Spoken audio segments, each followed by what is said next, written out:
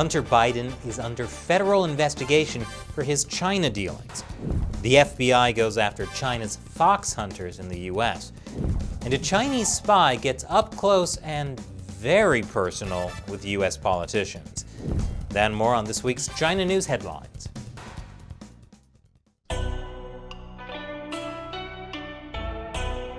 Welcome to China Uncensored. I'm Chris Chappell, and these are this week's China News headlines. We've learned that U.S. federal prosecutors have opened a criminal investigation into Joe Biden's son, Hunter Biden, which focuses on his business dealings in China. Investigators have been examining multiple financial issues, including whether Hunter Biden and his associates violated tax and money laundering laws in business dealings in foreign countries, principally China. And apparently, the investigation began as early as 2018. Now, this might not be a huge surprise to some of you, if you remember how just a couple months before the presidential election, the Republican-led Senate Finance and Homeland Security Committees published this report about Hunter Biden and his shady dealings in China and Ukraine. The September report said there exists a vast web of corporate connections and financial transactions between and among the Biden family and Chinese nationals. But the report was barely mentioned in most mainstream media at the time. And then, when even more explosive stories came out about Hunter Biden's business deals, including the laptop story from the New York Post, non-conservative media didn't even cover those, or they claimed they were a far-right smear campaign. According to Project Veritas, CNN actively suppressed the story. The Hunter Biden story was an explosive blow against Joe Biden leading up to the presidential election. But listen on this 9 a.m. editorial conference call at CNN how President Jeff Zucker chooses to not cover this important story. So why is CNN reporting on the federal investigation into Hunter Biden now? Well, activity in the investigation had gone covert in recent months due to Justice Department guidelines prohibiting overt actions that could affect an election. Okay, I can understand the Justice Department's argument, and I'm sure CNN also wouldn't want potentially shady China connections to affect the election. Unless, of course, those shady China connections might involve Trump. Of course, if Joe Biden becomes president, I somehow don't think he'll want federal prosecutors to continue the investigation into his son. And in the event of any more Hunter Biden sex tapes being released, don't worry. I'll be sure to have Matt watch them for us, after he's done recovering from the last one.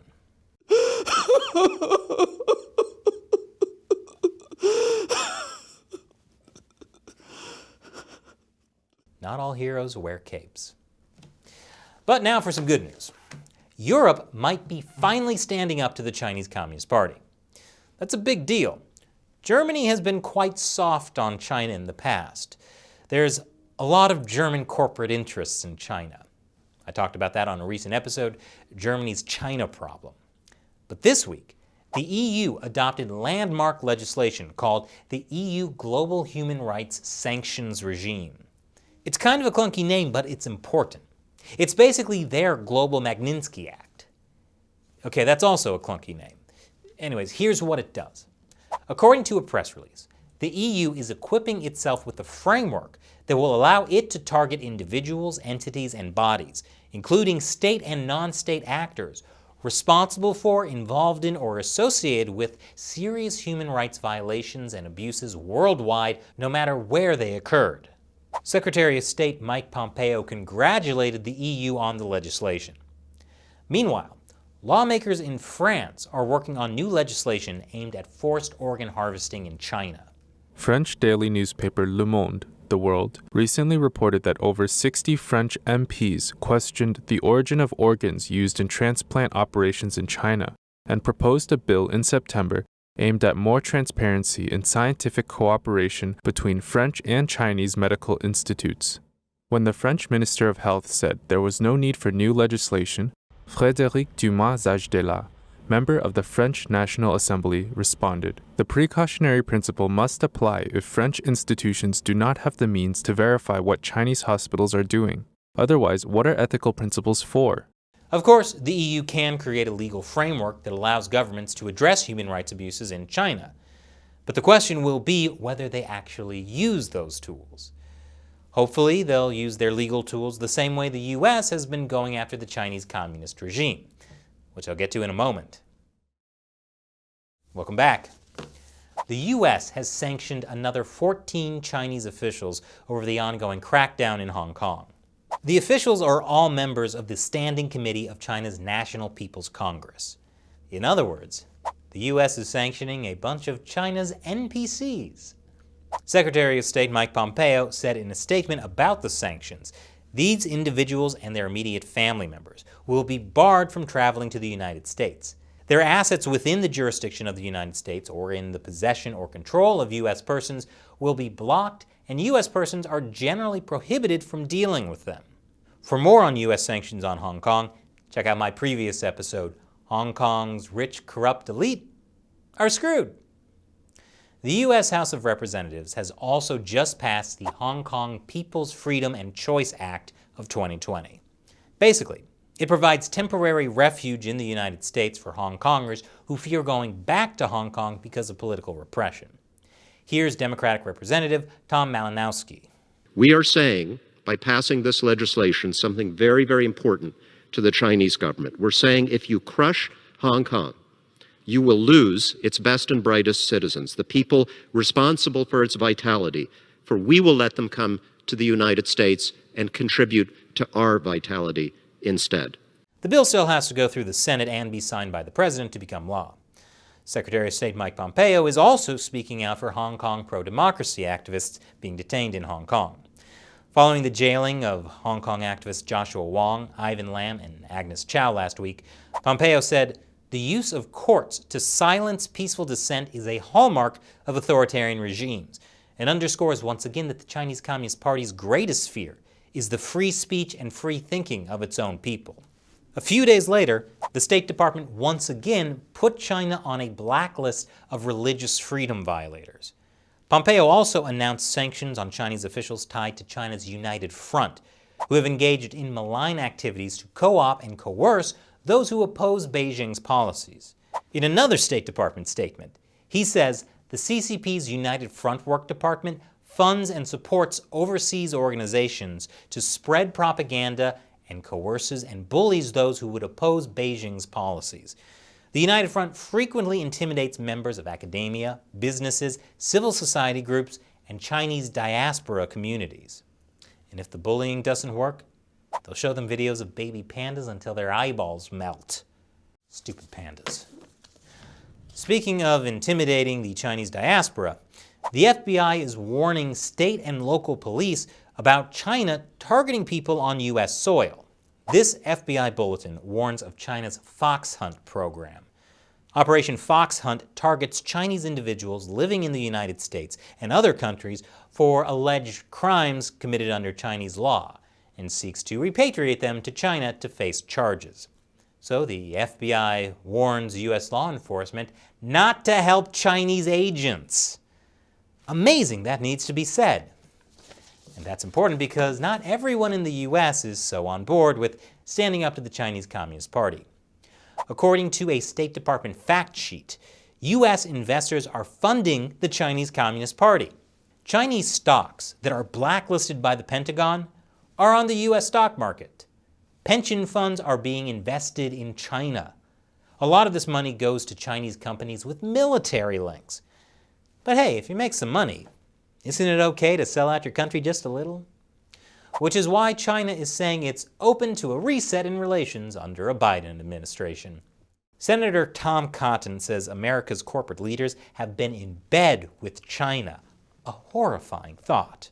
Many American businesses are effectively lobbyists for communist China. That needs to stop. They need to recognize that America should come first, not their profits. Whoa. Is Senator Cotton saying businesses should be loyal to the country above money? That's communism!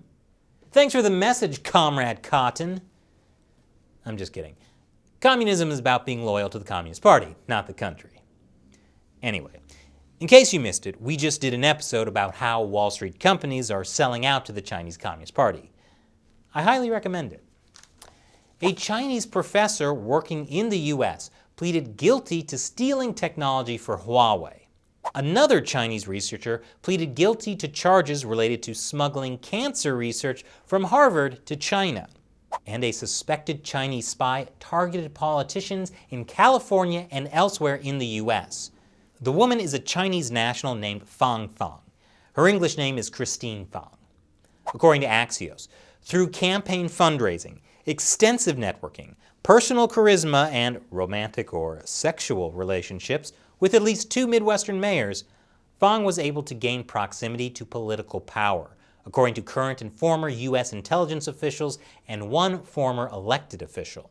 One of her most significant targets was Democratic California Representative Eric Swalwell. He sits on the House Intel Committee. As federal investigators became more alarmed about Fang's network, they actually alerted Swalwell to her activities. Swalwell then cut off all ties to her, according to Axios. When Fang first met Swalwell, he was just a city council member. Wow, they both look like they're in high school. After Swalwell got into Congress, Fang helped fundraise for his re-election bid and even got an intern placed into his D.C. office. Fang ended up leaving the country in 2015 after the FBI started investigating her. As Axios says, the case demonstrates China's strategy of cultivating relationships that may take years or even decades to bear fruit. The Chinese Communist Party knows that today's mayors and city council members are tomorrow's governors and members of Congress. Well, you know, the YouTubers of today might be tomorrow's used car salesmen.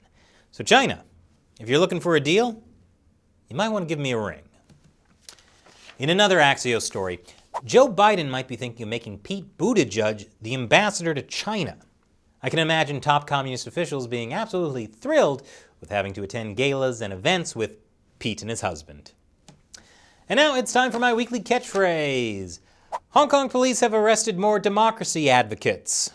I have to say that every week, but it's not the catchphrase I want to be known for. The 8 people this week were arrested for attending an unauthorized protest this past summer. They include the former lawmaker known as Longhair, who I interviewed when I was in Hong Kong. You know, I've interviewed a lot of people who have now been arrested in Hong Kong. I hope there's no connection, but if there is, my only regret is that I never got to interview Chief Executive Carrie Lam. And coming up after the break, how the Chinese regime is using big data to figure out who to arrest next. Welcome back. A new report by Human Rights Watch reveals how China is using big data to arrest Uyghur Muslims in Xinjiang. Some of the things that could get someone sent to a detention center include having a long beard or using Skype, or being born after the 1980s. Isn't missing out on the 80s punishment enough? You could also be detained for just being generally untrustworthy, whatever that means. I'm starting to see how they were able to lock up millions of people. Another report says that Huawei, together with one of China's biggest AI firms, MEGV, are building a facial recognition system specifically targeting Uyghurs. I assume the system can directly identify whether someone is an ethnic Uyghur by what their face looks like. It's easy.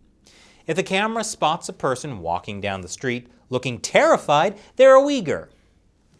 Speaking of Huawei, don't you think it's so unfair that the U.S. is talking about banning it?